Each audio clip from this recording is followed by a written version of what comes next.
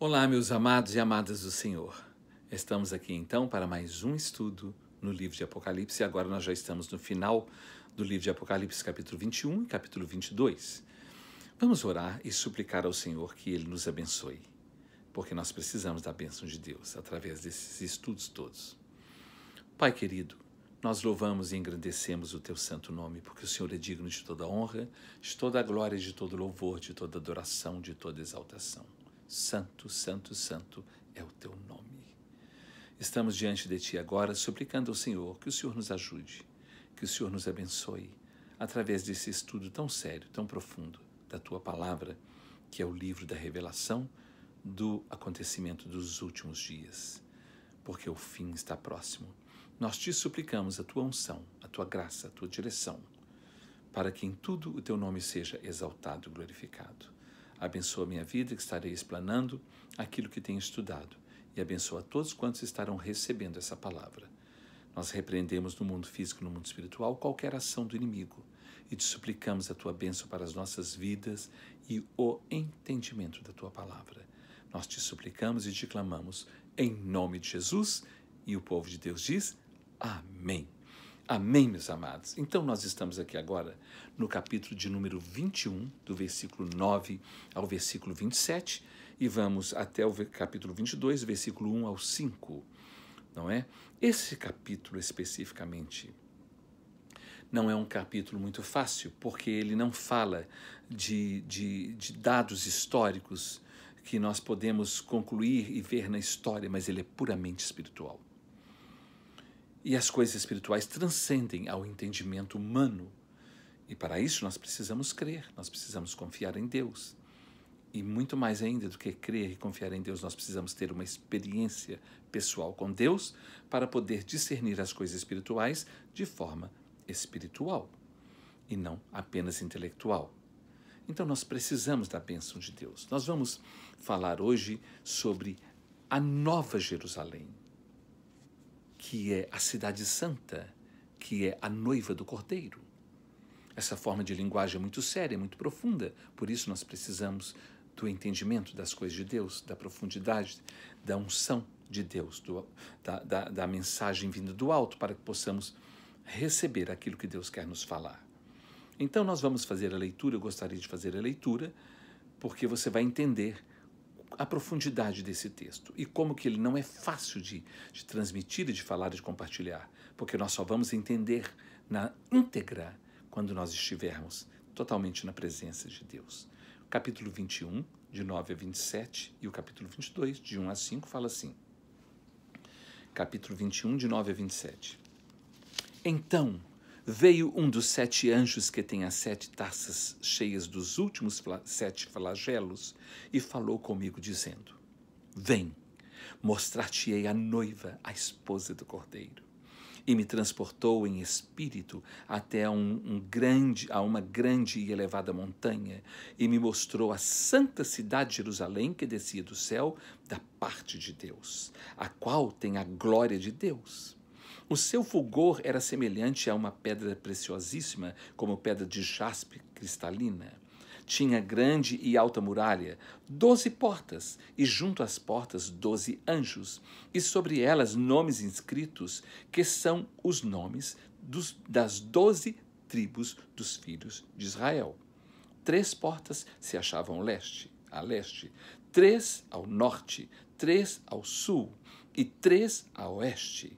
A muralha da cidade tinha 12 fundamentos, e estavam sobre estes os 12 nomes dos 12 apóstolos do Cordeiro. Aquele que falava comigo tinha por medida uma vara de ouro, para medir a cidade, as suas portas e a sua muralha. A cidade é quadrangular, de comprimento e de largura iguais. E mediu a cidade com a vara até 12.000 estádios. O seu comprimento, largura e altura são iguais. Mediu também a sua muralha, 144 côvados, medida de homem, isto é, de anjo, o anjo do Senhor. A estrutura da muralha é de jaspe, também a cidade de ouro puro, semelhante a vidro límpido. Os fundamentos da muralha da cidade estão adornados de toda espécie de pedras preciosas. O primeiro fundamento é de jaspe, o segundo de safira, o terceiro de calcedônia, o quarto de esmeralda, o quinto de sardônio, o sexto de sárdio, o sétimo de crisólito, o oitavo de berilo, o nono de topázio, o décimo de crisópraso, um décimo de jacinto e o duodécimo, de ametista. As 12 portas são 12 pérolas, e cada uma dessas portas de uma só pérola. A praça da cidade é de ouro puro, como vidro transparente. Nela não vi santuário, porque o seu santuário é o Senhor, o Deus Todo-Poderoso, e o Cordeiro. A cidade não precisa nem do sol nem da lua para lhe darem claridade, pois a glória de Deus a ilumina, e o Cordeiro é a sua lâmpada. As nações andarão mediante a sua luz, e os reis da terra lhe trazem a sua glória. As suas portas nunca jamais se fecharão de dia, porque nela não haverá noite. E lhe trarão a glória e a honra das nações. Nela nunca jamais penetrará coisa alguma contaminada, nem o que pratica abominação e mentira, mas somente os inscritos no livro da vida do Cordeiro. Agora o capítulo 22, de 1 a 5, diz: Então me mostrou o rio da água da vida, brilhante como cristal, que sai do trono de Deus e do Cordeiro. No meio da sua praça, de uma e a outra margem do rio, está a árvore da vida, que produz 12 frutos, dando o seu fruto de mês em mês, e as folhas da árvore são para a cura dos povos. Ele quer dizer, são para a saúde dos povos. Nunca mais haverá qualquer maldição. Nela estará o trono de Deus e o Cordeiro. Os seus servos o servirão. Contemplarão a sua face, e na sua fronte está o nome dele. Então já não haverá noite, nem precisam eles de luz de candeia, nem da luz do sol, porque o Senhor Deus brilhará sobre eles, e reinarão pelos séculos dos séculos. Amém. Amém, meus queridos. Então essa palavra é uma palavra muito profunda, muito séria. E nós precisamos da graça de Deus para podermos compartilhar com vocês aquilo que Deus nos tem falado. Então, esse texto, esse capítulo 21, do versículo 9 em diante, até o versículo de número 27, e no capítulo 22, de 1 a 5, fala sobre a Nova Jerusalém. Fala sobre a Nova Jerusalém, que é a noiva do Cordeiro, que é a cidade santa. Olha, a noiva do Cordeiro é a cidade santa. A noiva do Cordeiro é a Nova Jerusalém. Então, isso é uma linguagem espiritual e nós vamos tentar ver isso aqui. Antes, eu gostaria de fazer um paralelo, uma comparação com o capítulo 17, do versículo de 1 a 2.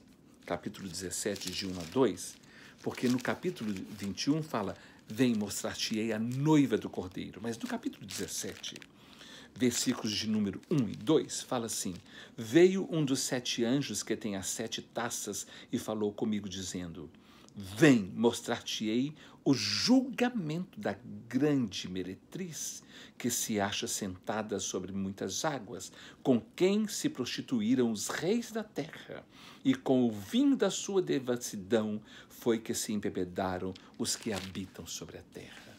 Olha que coisa interessante. Aqui fala sobre a grande meretriz, no capítulo 17. E agora no capítulo 19 fala a Nova Jerusalém, não é? A noiva do Cordeiro. Mas a grande meretriz é aquela que se contaminou. É a igreja apóstata. É o mundo eclesiástico totalmente corrompido e totalmente envolvido com o pecado e com as coisas erradas, se comprometeu com política, se comprometeu com paganismo, com sincretismo, com toda sorte de coisas que não agradam a Deus, não é mesmo? E Aqui, no capítulo de número 21, fala sobre a noiva do Cordeiro, que é oposta à igreja apóstata, não é? Aqui ele fala, vem mostrar-te a noiva do Cordeiro. É importante nós lembrarmos e colocar atenção nessa forma de linguagem que Deus usa, falando sobre a noiva do Cordeiro, sobre a grande meretriz, sobre Babilônia, sobre Cidade Santa. Cidade Santa é o contrário da Babilônia, que a Cidade Santa é santa do Senhor, é consagrada ao Senhor. A Babilônia é comprometida com o pecado e com as coisas do mundo, não é? A noiva do Cordeiro, a esposa do Cordeiro, ele usa essa figura de linguagem, que é a Cidade Santa, que é Jerusalém, que desce do céu da parte de Deus. Desce do céu da parte de Deus, enquanto que a grande Babilônia, ela é construída pelos homens. Ela vem de baixo, ela não vem do alto, como vem a Nova Jerusalém, que é a cidade santa, que é a noiva do Cordeiro, não é? A cidade santa, ela desce do céu, ela vem da presença de Deus. Agora, a grande meretriz, não, ela foi construída e constituída na terra pelos homens, pelo pecado, pela influência do maligno. Agora, a cidade santa é a noiva do Cordeiro, né? Nós podemos notar que a cidade santa foi edificada nos céus. Ela veio dos céus. Quando João descreve a Nova Jerusalém, ele descreve o seu fundamento, as suas portas, as suas muralhas, a sua praça e os seus habitantes. Então ele descreve isso. E esse capítulo, esse texto está regido usando sempre o número 12. 12 portas, 12 fundamentos, 12 anjos, não é? A altura é de 144 côvados, que é 12 vezes 12.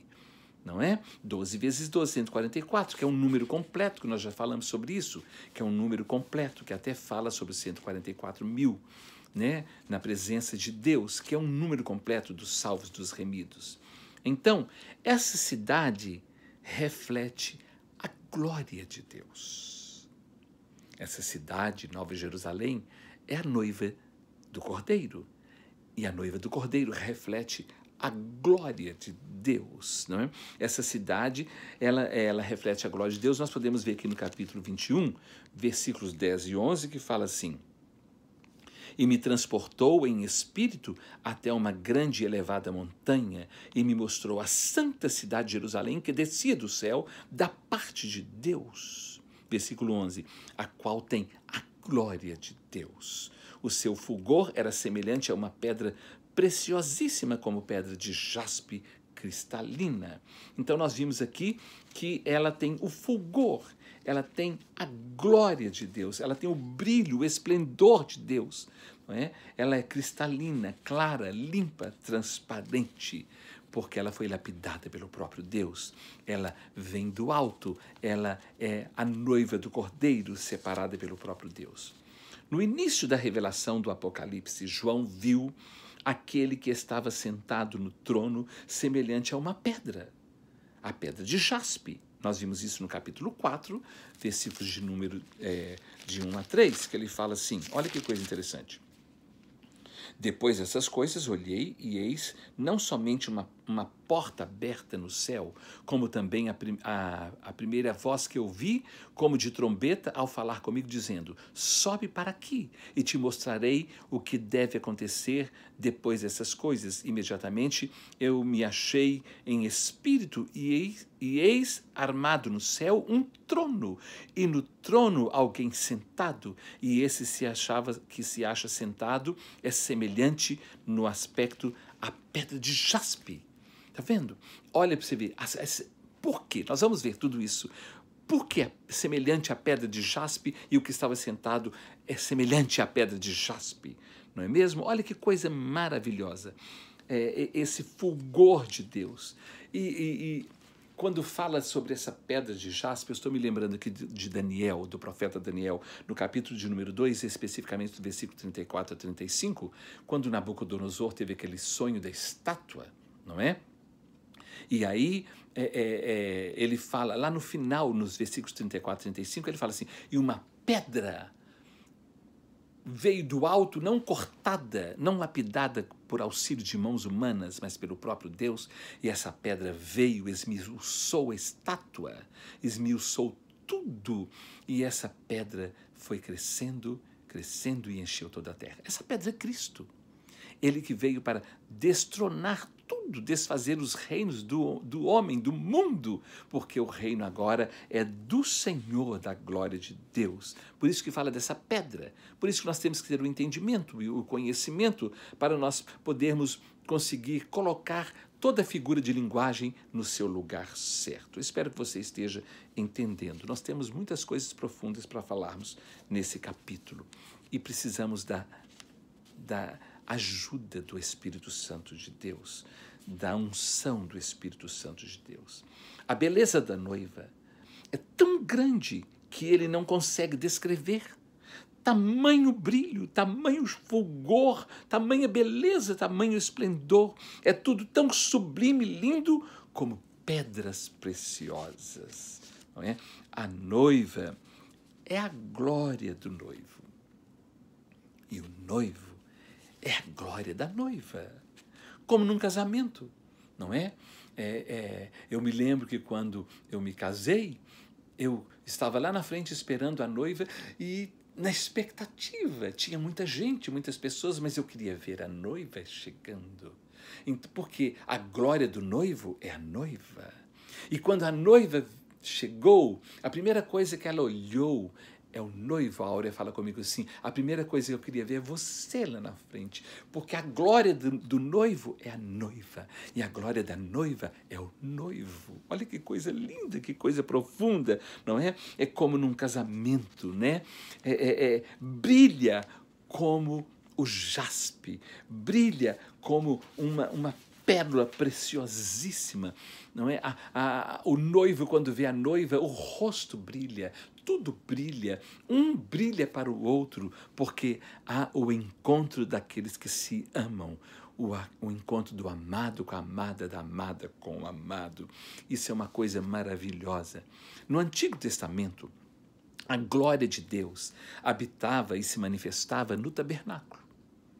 Ali estava o brilho, a glória, a presença de Deus, não é? Onde estava o tabernáculo, ali era manifestada a glória de Deus, a Shekinah de Deus. Isso lá no Antigo Testamento, lá no tabernáculo. Mas depois, esse tabernáculo, ele foi construído, não é, através de Salomão, e ele se tornou um tabernáculo fixo, não mais móvel de um lado para o outro.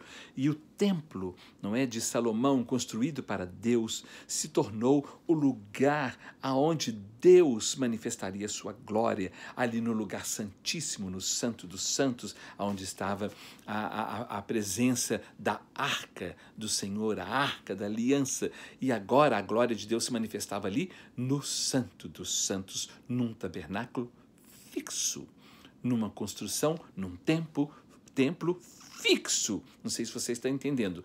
Antes era um tabernáculo móvel, agora é um tabernáculo fixo, uma casa fixa. Mas, com a morte de nosso Senhor Jesus Cristo, a vinda de Jesus, a sua morte, a sua ressurreição, o véu do templo se rasgou de alto a baixo.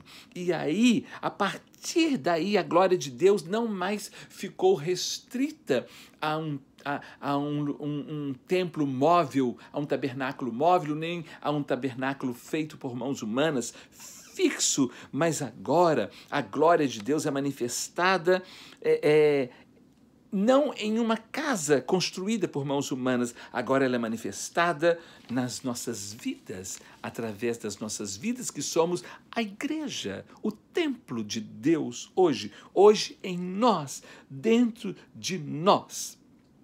A glória de Deus, então, agora hoje é manifestada em nós. Nós somos o templo de Deus. Isso é maravilhoso.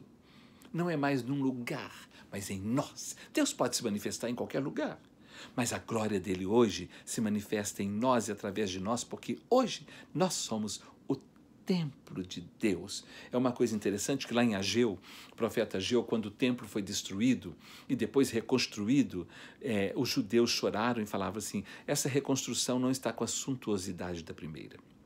não tem a beleza do primeiro templo.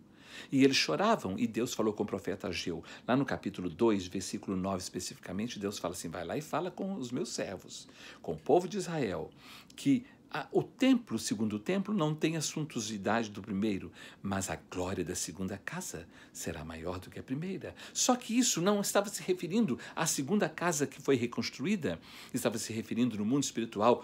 Hoje nós somos essa casa e a glória do Senhor hoje ela é maior do que a primeira, porque hoje Deus nos usa, nós vamos a qualquer lugar, nós falamos qualquer língua, nós nos movimentamos, não é? Se as pessoas não vêm a um templo físico, nós vamos até onde elas estão. Então a glória da segunda casa é maior do que a primeira. Nós temos tantas coisas lindas para falar através desse estudo aqui. Houve a manifestação de Deus quando nós estudamos, não é? A partir de Abraão.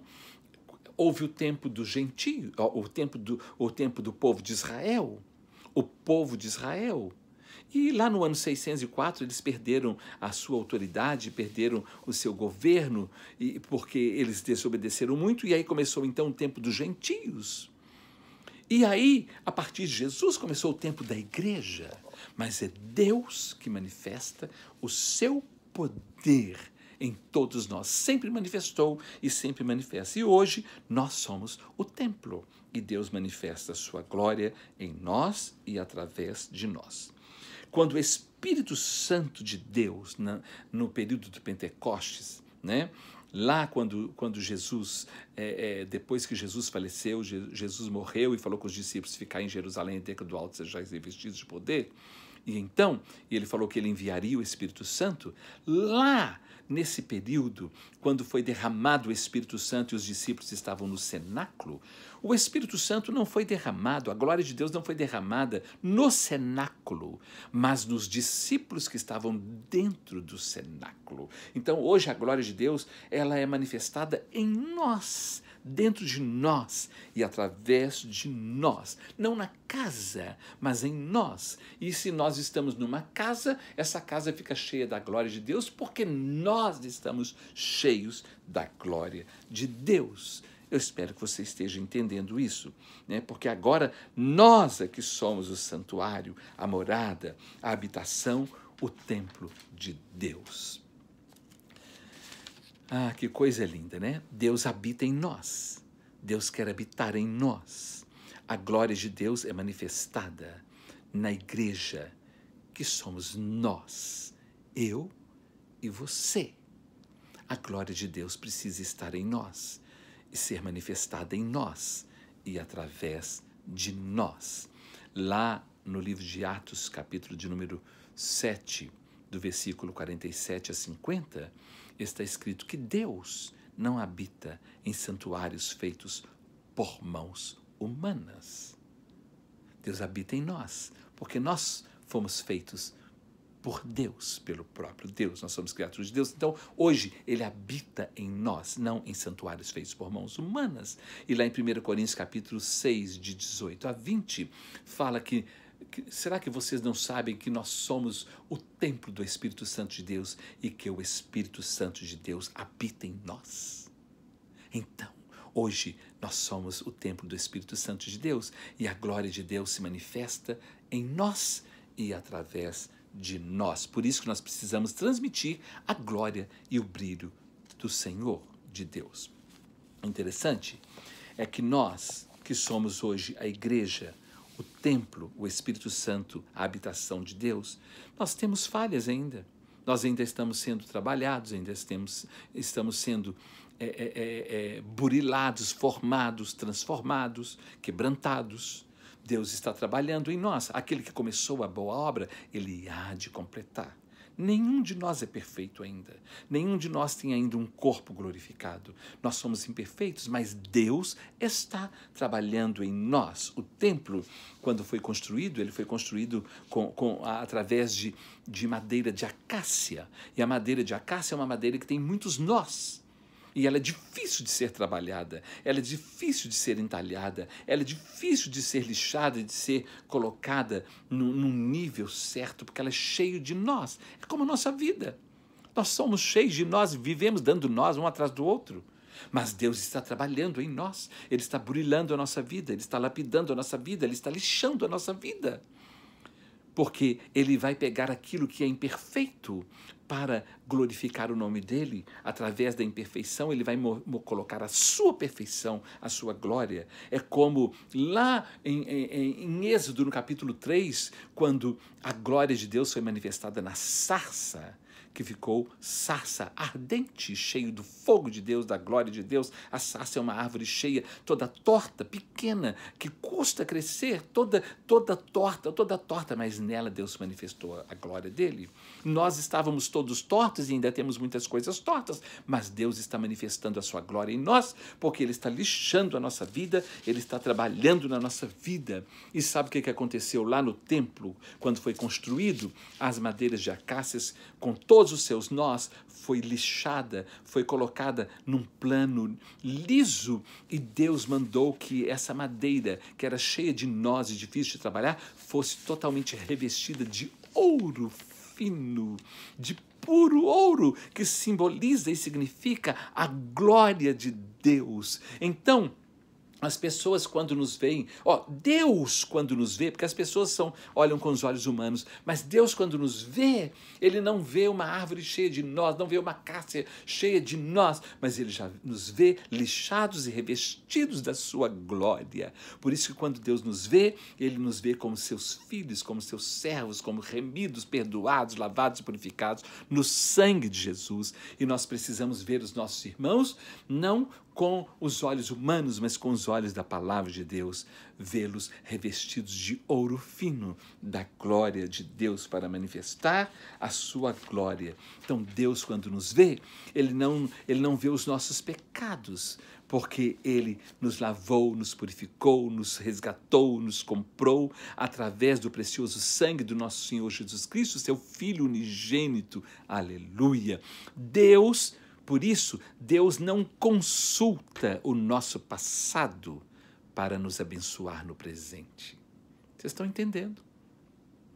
As pessoas ficam invejosas e ficam falando um monte de bobagem, mas Deus, Ele olha para o nosso coração, Ele olha para a nossa motivação, para a nossa intenção, e Ele sabe o que realmente o nosso coração deseja.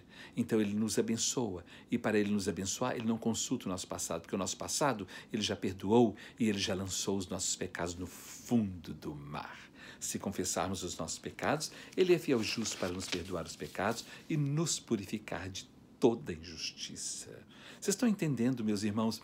Esse capítulo 21 fala da noiva de Cristo, que somos nós, que é a Nova Jerusalém, que é a cidade santa, santificada, lavada e purificada, que somos nós, não é? Nós fomos comprados por um bom preço, pelo precioso preço. Está lá em 1 Coríntios, capítulo 6, versículo 20, que fala: nós ou vós fostes comprados por um preço precioso, por bom preço, por um preço que ninguém pagou, que é o sangue do nosso Senhor Jesus Cristo. Isso está também, nós podemos ver lá em Isaías 43, capítulo 43, versículo 25. Deixa eu ler aqui para nós podermos entender melhor. Isaías, capítulo 43, versículo 25. Capítulo 33, versículo 25, fala assim, só um minutinho.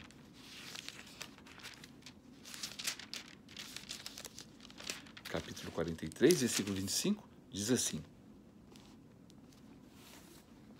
Eu mesmo, sou o que apago as tuas transgressões por amor de mim mesmo, e dos teus pecados não me lembro mais. Talvez o irmão pode ficar lembrando dos nossos pecados, mas ele pode lembrar do que ele quiser, que isso não tem mais nenhuma influência na nossa vida, porque o Senhor, o nosso Salvador, o Rei dos Reis, o nosso Criador, o nosso noivo, Ele falou: dos teus pecados não me lembro mais. Então, deixa de ser bobo, para de ficar falando mal da vida dos outros. Está entendendo? Porque você está sendo um instrumento maligno, um um instrumento do diabo. Quando o próprio Senhor Jesus Cristo falou, dos teus pecados não me lembro mais. Olha que coisa maravilhosa isso. Deixa eu me ver aqui. Hebreus, capítulo de número 10. Hebreus 10, de 17 a 25. Hebreus 10, de 17 a 25.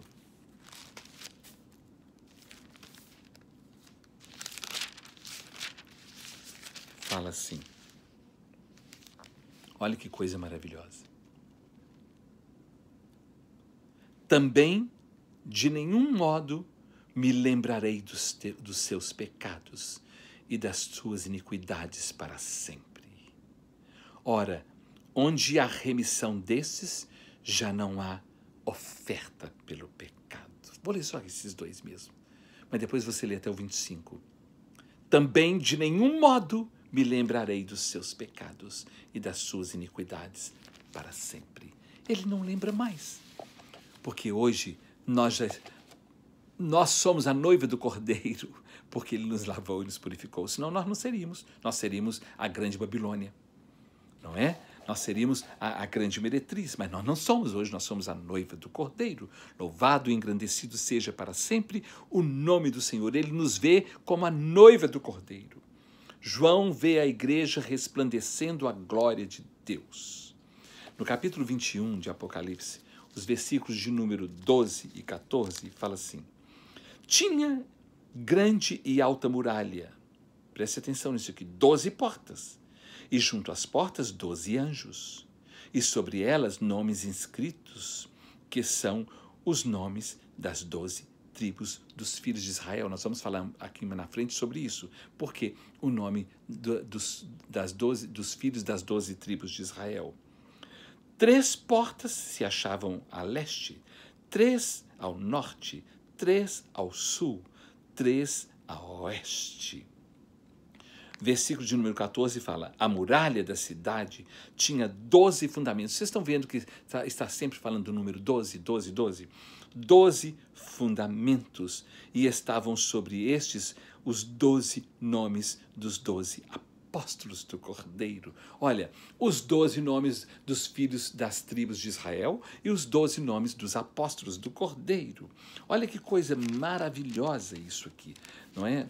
Que coisa mais linda a palavra de Deus. Por que tudo isso? Não é? A grande e alta muralha é proteção. Muralha é proteção, que é o próprio Deus. Ele é a nossa muralha, ele é a nossa proteção. Ele nos cerca, ele nos guarda, ele nos protege. Como o noivo protege a noiva, ele nos protege, ele é a nossa muralha, não é?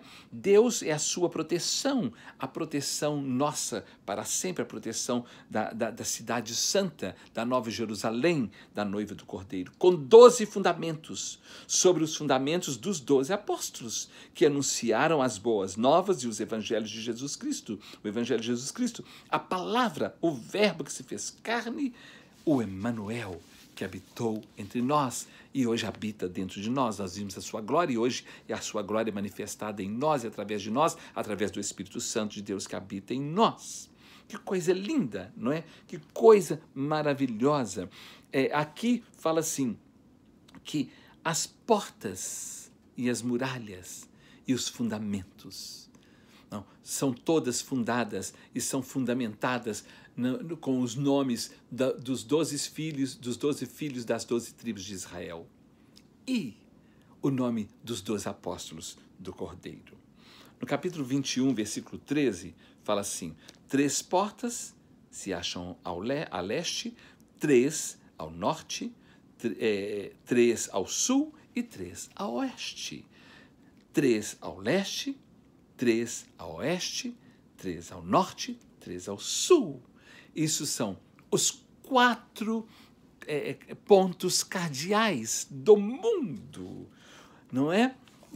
Atingindo, as portas estão abertas para todas as nações, todos os povos, de todos os lugares. Por isso que lá em Marcos, capítulo de número 13, olha que coisa linda, que coisa preciosa. Marcos, Evangelho de Marcos, capítulo 13, versículo de número 27, fala assim. 13, 27.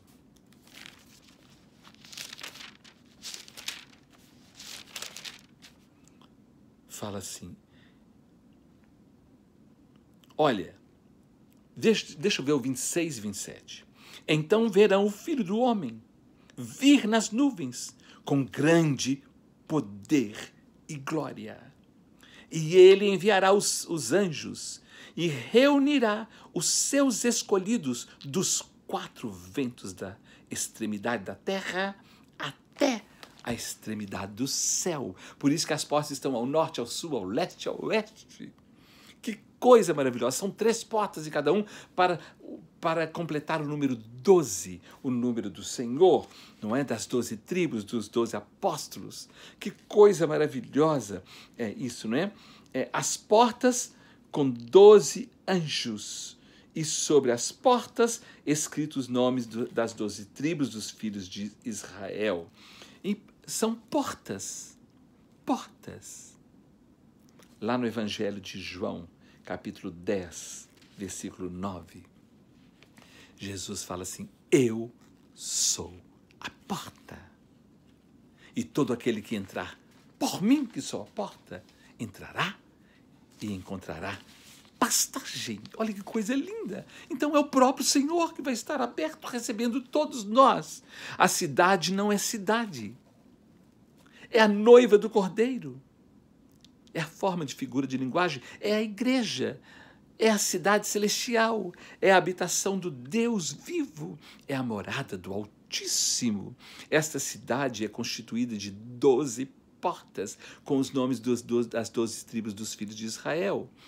Né? A muralha com 12 fundamentos, os 12 nomes dos apóstolos, que é fundamentada na palavra, na verdade, através da palavra que foi pregada, que foi ministrada pelos servos do Senhor.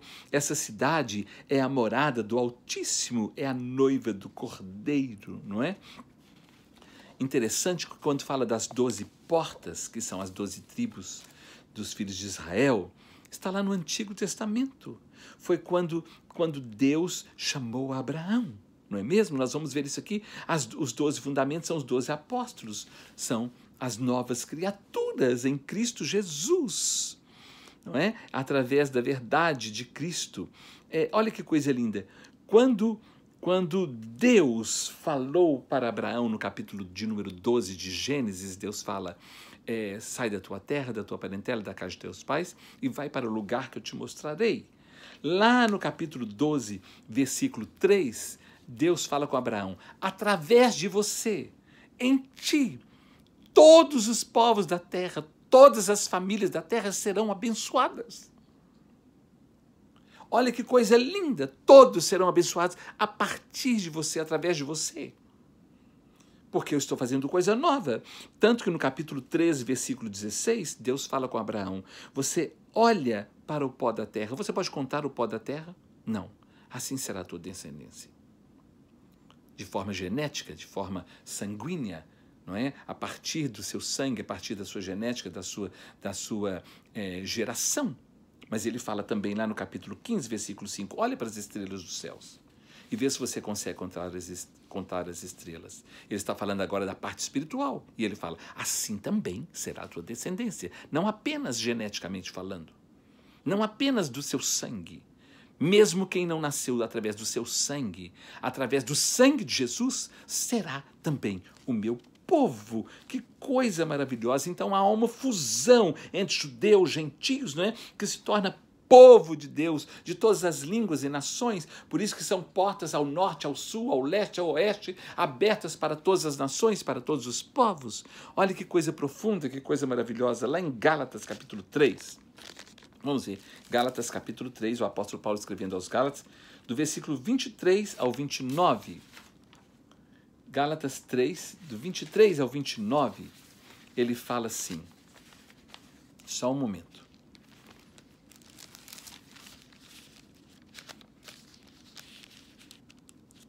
Gálatas 3, de 23 a 29.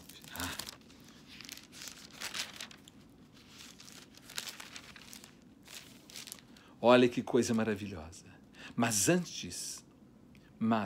antes que viesse a fé, estávamos sob a tutela da lei e nela encerrados para essa fé que, de futuro, haveria de revelar-se.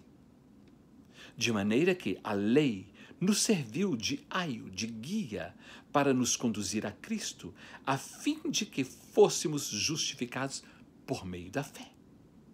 Mas tendo vindo a fé, já não permanecemos subordinados ao aio, àquilo que nos guia, não é? A letra, a palavra. Pois todos vós sois filhos de Deus mediante a fé em Cristo Jesus.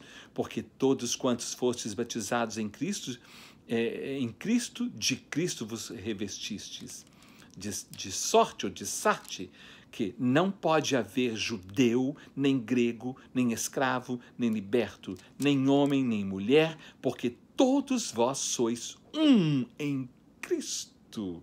E se sois de Cristo, também sois descendentes de Abraão e herdeiros segundo a promessa. Olha que coisa maravilhosa. Olha, Abraão, para a areia e para o pó da terra. Você pode contar? Não, assim será a sua descendência, geneticamente falando, de sangue, através da sua geração. Mas olha para o céu. Olha, você pode contar as estrelas? Não, assim também será a sua descendência. Aqueles que crerão em Jesus. A parte física, a parte espiritual, não é? Do mundo físico e do mundo espiritual. Todos, judeus, gentios, gregos, todos, homem, mulher, todos, escravos, livres, todos serão um em Cristo Jesus. Que coisa maravilhosa, que coisa mais linda. Olha, no capítulo de número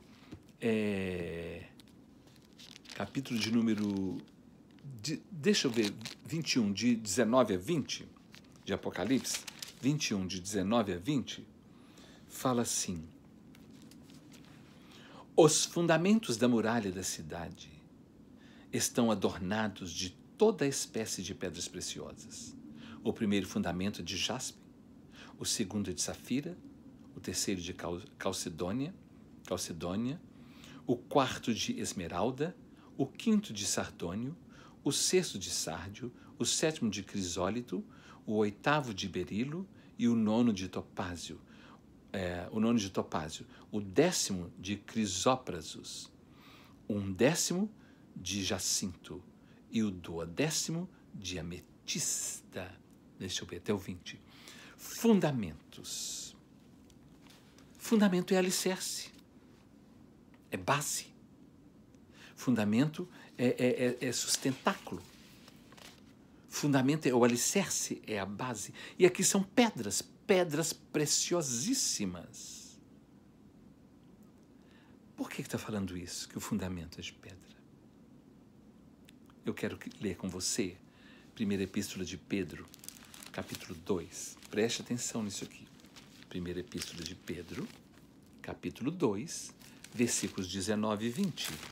Olha que coisa linda, que coisa maravilhosa. Fala assim. 1 Pedro 2, 19 e 20. Prometendo-lhes liberdade, quando eles mesmos são escravos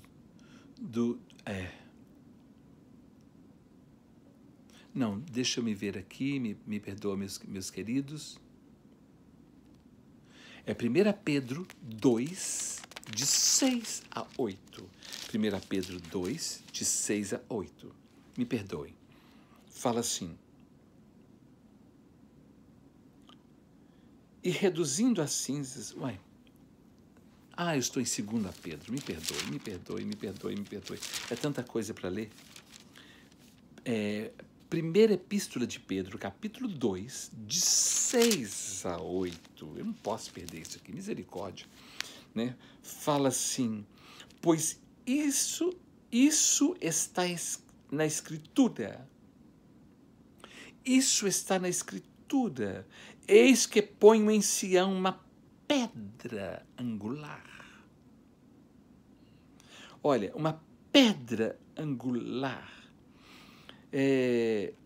Eleita e preciosa, e quem nela crer não será de modo algum envergonhado. Essa pedra é Cristo. Por isso que ele representa todas as pedras preciosas e ele é o fundamento da noiva, do Cordeiro, da cidade santa, da Nova Jerusalém. Versículo 7.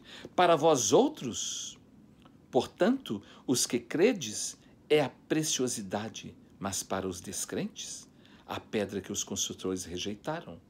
Essa veio a ser a principal pedra angular. E pedra de tropeço e rocha de ofensa. São estes os que tropeçam na palavra, sendo desobedientes para o que também foram postos. Meus irmãos, eu quero dizer o seguinte: para nós que cremos, essa pedra é fundamental e a nossa base. Agora, para aqueles que afastaram e que pecaram, é um tropeço. Porque toda pessoa que está afastada de Deus, quando chega a um crente, ele fica enrolado, ele fica desconcertado e ele não quer que o crente pregue, não quer que o crente fale nada.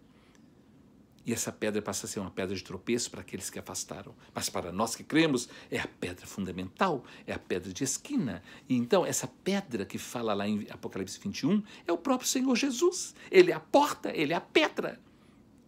E por que fala de tantas pedras preciosas? Olha aí, Efésios capítulo 1, versículos 9 a 10. São muitas coisas, meus irmãos. Por isso que esse texto é um texto muito profundo, muito especial, esse capítulo 21, que fala da noiva do Cordeiro, da cidade santa, da Nova Jerusalém. Olha, o seu fundamento de pedras preciosas que nós vimos, as pedras, 12 pedras maravilhosas, não é? Por que 12 pedras? Por que tantas pedras se ele é a pedra fundamental e a pedra angular? Por quê? Capítulo 1 de Efésios, capítulo 1, do versículo 9 ao 10, ele fala assim: desvendando-nos o mistério da sua vontade, segundo o seu beneplácito que propusera em Cristo. Em Cristo, agora preste atenção nisso aqui, de fazer convergir nele, na dispensação da plenitude dos tempos, todas as coisas, tanto as do céu como as da terra. Nele, nessa pedra fundamental, convergiram-se todas as coisas. Ele é tudo, ele é tudo. Eu sou o caminho, a verdade e a vida. Que coisa maravilhosa, que coisa preciosa, não é? Ele é a pedra fundamental. Nele se convergiu todas as coisas. Depois você lê esse capítulo 1 de Efésios, do versículo 3 ao versículo 14. Mas olha aí, Atos, capítulo 4, em Atos dos Apóstolos, versículo de número 11 a 12, olha aqui que coisa impressionante.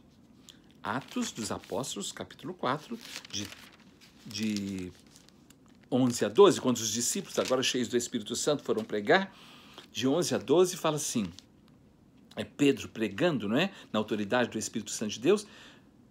Atos, capítulo 4, de 11 a 12, fala assim: este Jesus é pedra rejeitada por vós, os construtores, a qual se tornou a pedra angular. Este Jesus é pedra rejeitada por vós, os construtores, a qual tornou a pedra angular. E não há salvação em nenhum outro, porque debaixo do céu não existe nenhum outro nome dado entre os homens, pelo qual importa que sejamos salvos. É Ele, é Jesus. Nele se convergiram-se todas as coisas. Olha que coisa linda, que coisa maravilhosa.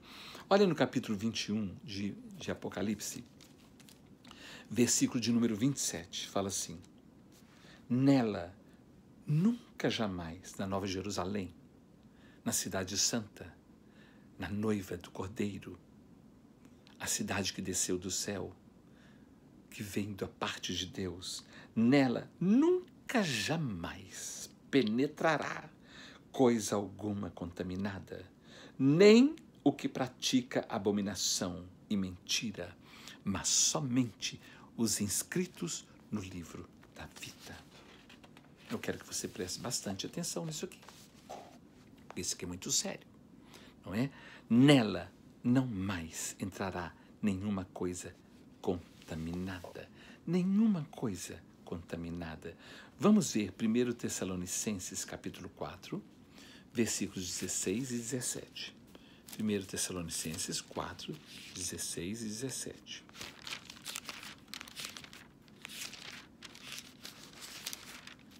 Fala assim: porquanto o Senhor mesmo, olha aqui, dada a sua palavra de ordem, ouvida a voz do arcanjo e ressoada a trombeta de Deus, a 7ª trombeta, descerá dos céus, e os mortos em Cristo ressuscitarão primeiro. Depois, nós, os vivos, os que ficarmos, seremos arrebatados juntamente com eles, entre nuvens para o encontro do Senhor nos ares, e assim estaremos para sempre com o Senhor. Versículo 18 fala: consolai-vos, pois, uns aos outros com as palavras. Mas preste atenção nisso aqui. Vamos ver 1 Coríntios capítulo 15, versículos 50 a 57. 1 Coríntios 15, 50 e 57. Nós vamos subir, nós seremos arrebatados. Mas olha aqui, que coisa impressionante. Do versículo 50 a 57 fala assim: isto vos afirmo, irmãos, que a carne e o sangue não podem herdar o reino dos céus, nem a corrupção herdar a incorrupção. Por isso que nela não entrará nenhuma coisa corrupta, nem pecado, nem mancha. Versículo 51. Eis que vos digo um mistério. Nem todos dormiremos, mas transformados seremos todos, num momento, num abrir e fechar de olhos, ao ressoar da última trombeta.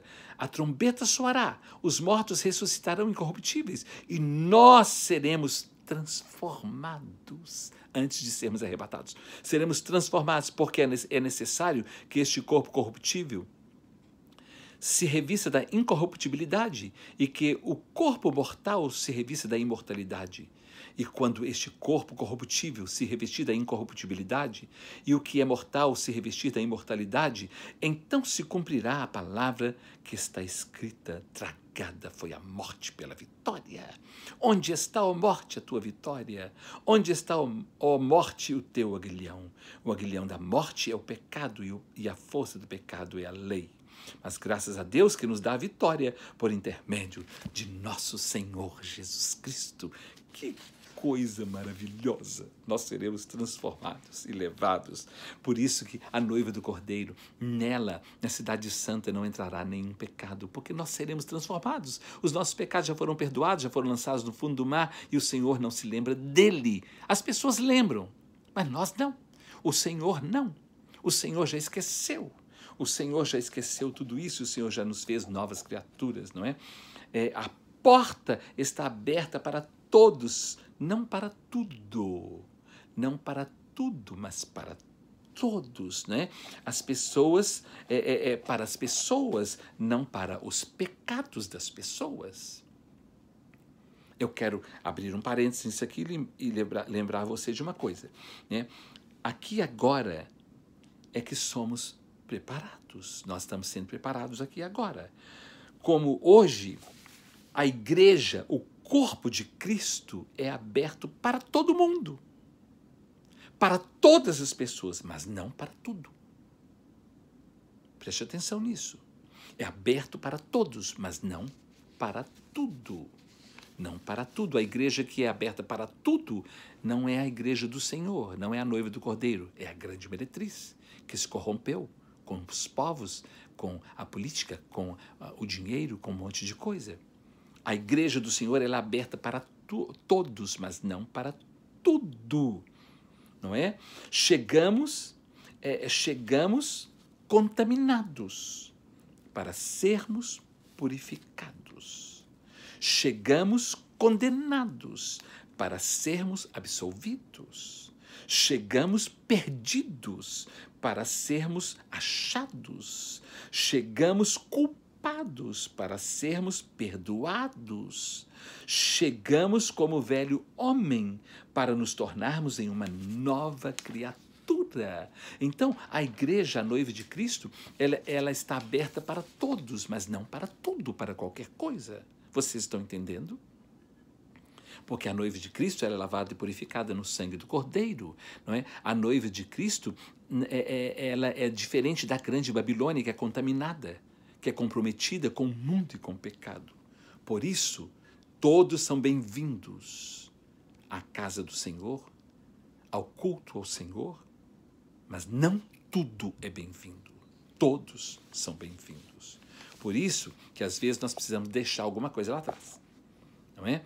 A defesa das pessoas como forma de autodefesa e de autopiedade é levar tudo para o seu lado pessoal e nunca para o lado bíblico, pela palavra de Deus, aos olhos e à vista de Deus, né? Então, muitas pessoas dizem assim, a igreja não me aceita, o pastor não me aceita, os irmãos não me aceitam, os crentes não me aceitam. A você aceitamos, quero te dizer uma coisa, a você aceitamos com todo carinho. O que nós não aceitamos e não podemos receber é aquilo que muitas vezes você faz, que Deus não se agrada, não é? Isso nós rejeitamos. O ato errado, o pecado nós rejeitamos. Você não. Você é muito bem-vindo. O que não é bem-vindo é aquilo de errado que talvez você esteja fazendo. Isso nós não podemos aceitar. Então vamos ver aqui agora Apocalipse, capítulo 21, de 15 a 17. Eu espero que vocês tenham entendido isso aí. Não é? A noiva do Senhor, a noiva do Cordeiro, ela é santa, lavada e purificada. A grande meretriz, não, é a grande Babilônia. Ela é totalmente comprometida com o pecado, abraçada com o pecado, totalmente contaminada com um monte de coisas erradas. 21, de 15 a 17, capítulo 21, de 15 a 17, fala assim: aquele que falava comigo tinha por medida uma vara de ouro para medir a cidade, as duas portas e a sua muralha. A cidade é quadrangular, de comprimento e largura iguais. E mediu a cidade com a vara até 12.000 estádios. O seu comprimento, largura e altura são iguais. Mediu também a sua muralha, 144 côvados, medida de homem, ou seja, do anjo, medida de anjo, até o versículo de número 17, não é? A vara de ouro para medir é a própria palavra de Deus. Quando nós falamos Torá, Torá são os 5 primeiros livros da lei, chama-se vara de medir. Porque quando nós olhamos a palavra de Deus, a lei de Deus, a nossa vida é medida. Muitas pessoas fogem da Bíblia, não querem ouvir a Bíblia, porque sabem que a sua vida será medida, não é? E ela não quer saber de receber nenhuma palavra que venha contra aquilo que ela faz. Ela quer ser recebida e quer ser recebida com aquilo que ela faz, não é? Mas muitas vezes nós somos recebidos, mas temos que deixar alguma coisa para trás, não é? É igual quando você vai à corte, você tem que tirar chapéu, tirar celular, um monte de coisa. E ficar calado, e ficar quieto lá dentro.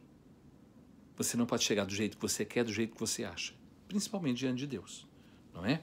Então, ela é quadrangular, ou seja, isso quer dizer que ela é perfeita em todos os seus lados, em todos os seus âmbitos. Em largura, comprimento, espessura, altura, ela é perfeita. E quando fala dos 144, que são, nós vimos 12 portas, que são as 12 tribos de Israel, 12 fundamentos, que são os 12 apóstolos, que é o nome dos 12 apóstolos, e 12 vezes 12 é 144, e a Bíblia fala de 144 mil, que é o número completo dos salvos, que não são 144 mil, é um número simbólico, é que é perfeito, é tudo perfeito. Nós precisamos ver isso. Aqui está falando do Antigo e do Novo Testamento, da antiga aliança e da nova aliança, dos que estavam na antiga e dos que estão na nova. todos em Cristo são salvos, porque existem 12 portas, 3 portas para cada lado, para cada continente, para cada ponto cardeal, ou seja, as portas estão abertas para todos, não para tudo, mas para todos, não é? Lá no Evangelho de João, capítulo 14, versículo 2, Jesus fala assim, na casa de meu pai há muitas moradas. Se assim não fosse, eu vou-lhe teria dito, vou preparar-vos lugar. E quando eu for e vos preparar lugar, voltarei para vós mesmos, para que onde eu esteja, estejais vós também. Vocês estão entendendo? Olha que coisa profunda que é esse texto, não é? É muito profundo. Capítulo 21, de 18 a 21, fala assim, a estrutura da muralha é de jaspe, também a cidade é de ouro puro, semelhante a vidro límpido. A pedra é Cristo. O ouro é a glória do Senhor. Não é? Versículo 19. Os fundamentos da muralha da cidade estão adornados de toda espécie de pedras preciosas. O primeiro fundamento é de jaspe, o segundo é de safira, o terceiro de calcedônia, o quarto de esmeralda, o quinto de sardônio, o sexto de sárdio, o sétimo de crisólito, o oitavo de berilo, o nono de topázio, o 10º de crisópraso, o 11º de jacinto e o 12º de ametista. Deixa eu ver até o versículo de número 21. Vamos ler.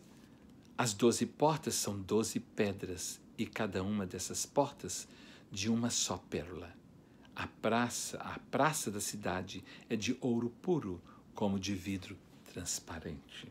Que coisa impressionante isso aqui, não é mesmo?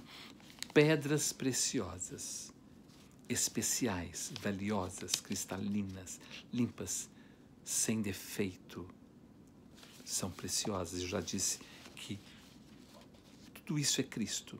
Nele se convergem todas as coisas. Tudo está fundamentado nele, através dele. Do versículo 22 a 26 mostra a comunhão plena, não é? De Deus para com o seu povo, para com a igreja, não é? Do povo para com Deus, de Deus para com o povo, da igreja para com o noivo para com a igreja, não é?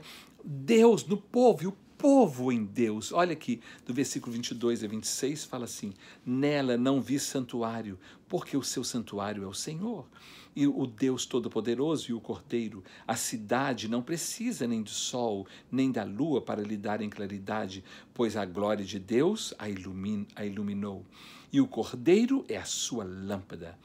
As nações andarão mediante a sua luz, e os reis da terra lhe trazem a sua glória. Nós vamos ter um novo céu e uma nova terra. Então, povos de todos os lugares, salvos. Então, por isso que fala as nações, todos aqueles que foram salvos, Deus será a sua glória, a sua luz, Deus será tudo para nós. Não é? Versículo 24, as nações andarão mediante a sua glória, e os reis da terra lhe trazem a sua glória, não é? A meretriz leva dos seus bens para os reis da terra, mas a noiva do Senhor, não é? Leva os seus bens, leva a sua glória para o Rei dos Reis, para aquele que é o Rei dos Reis. As suas portas nunca jamais se fecharão de dia, porque nela não haverá noite. E lhe trarão a glória e a honra das nações.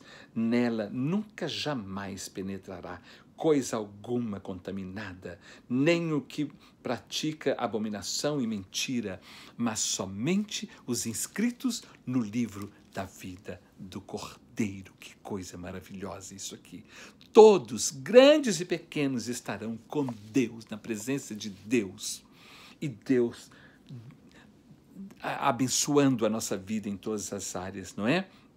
No capítulo 22, de 1 a 2, fala assim, então me mostrou o rio da água da vida, brilhante como cristal, que sai do trono de Deus e do Cordeiro.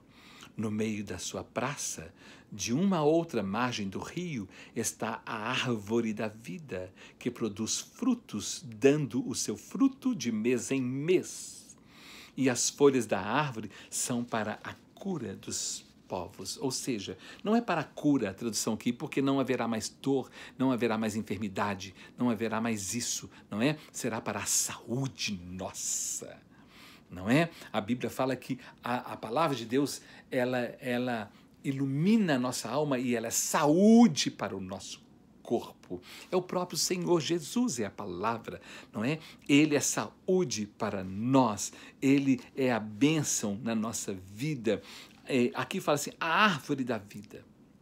Nela está a árvore da vida plantada e as suas folhas serão para a saúde dos povos, serão para a nossa saúde. Uma coisa interessante que no capítulo 2 de Gênesis, versículos 9 e 16 a 17, mostra que o homem, por causa do pecado da desobediência, ele foi tirado, ele não podia.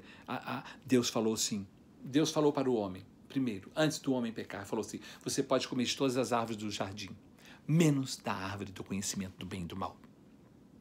Dessa não comereis. Mas aqui fala assim, agora essa árvore vai ser para alimento nosso. Porque agora nós fomos resgatados. Não é uma coisa impressionante que lá em Gênesis, né, por causa do pecado, o homem perdeu o privilégio de estar no jardim. Mas agora o jardim é resgatado por causa de Cristo, não é? O homem foi lançado fora da presença de Deus e agora o homem é trazido para a presença de Deus através de Jesus Cristo, o homem, que se fez homem. Então, olha que coisa impressionante, não é? O homem, por causa do pecado, o homem foi proibido e impedido de comer da árvore da vida. Agora, por causa do sangue de Jesus, por sermos resgatados, nós vamos receber da árvore da vida. Será o nosso alimento. Em Gênesis, o pecado adoeceu. Agora aqui em Apocalipse, não é? Nós fomos curados, nós fomos sarados. Em Gênesis, o pecado gerou a morte. Mas agora aqui em Apocalipse, nós recebemos a ressurreição, a vida eterna. Que coisa mais linda e maravilhosa. E vamos ver então agora no capítulo 23, do versículo de 3 a 5, que fala assim: nunca mais haverá qualquer maldição. Nela estará o trono de Deus e do Cordeiro. Os seus servos o servirão, contemplarão a sua face, e na sua fronte está o nome dele. Então já não haverá noite, nem precisam eles de luz de candeia, nem de luz do sol, porque o Senhor Deus brilhará sobre eles e reinarão pelos séculos dos séculos. Amém. Que coisa maravilhosa, não é? Estaremos com Deus, em Deus, na presença de Deus, para sempre, eternamente. Meus irmãos, bem-aventurado é aquele que crê, é aquele que ama, que teme e que serve a Deus.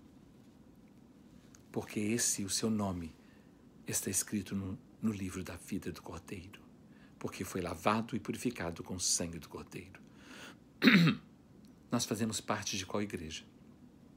Da igreja apóstata, que é a grande meretriz, a grande Babilônia que se corrompeu, que se contaminou com os homens, com os reis da terra, com o mundo, ou nós somos a noiva do Cordeiro, que se santificou e foi lavada e purificada pelo sangue de Jesus.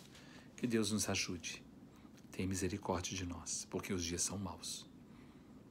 E, infelizmente, muitos estão apostatando da fé. Estão agora nesse tempo, que é o tempo que está próximo da ressurreição, muitos estão apostatando. E, no fim, estão desistindo. Que Deus tenha misericórdia de nós, nos ajude e nos abençoe. Que Deus abençoe a sua vida. Que Deus te guarde. Que Deus te livre. Que Deus te proteja. Não somente a você, a mim e a todos nós. Em nome de Jesus. Amém.